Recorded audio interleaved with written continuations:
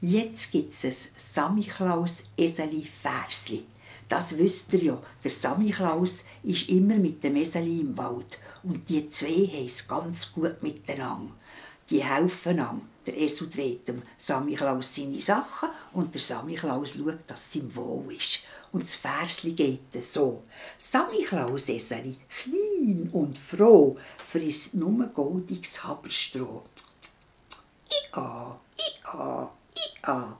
Er läuft ganz geschwind, tripp und trapp, das Bergli auf und das Bergli ab.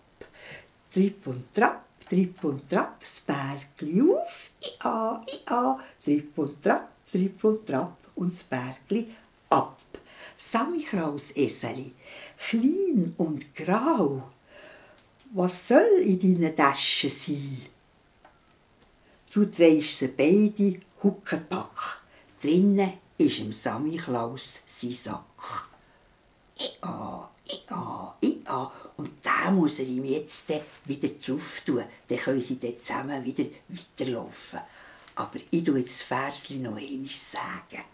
Samichlaus-Eseli, klein und froh, frisst nur goldiges Haberstroh.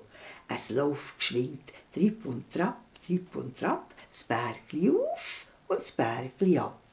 Tripp und trapp, das Bergli auf und das Bergli ab. Samichlaus-Eseli, klein und grau, was soll in deinen Taschen sein? Du drehst sie beide Huckepack. Drinnen steckt am Samichlaus sein Sack. Jetzt kann man ihn wieder aufladen und dann könnt ihr dann wieder zusammen weiter marschieren. Tripp und trapp, das Bergli auf und das Bergli ab. Das ist das Versli vom Samichlaus-Eseli.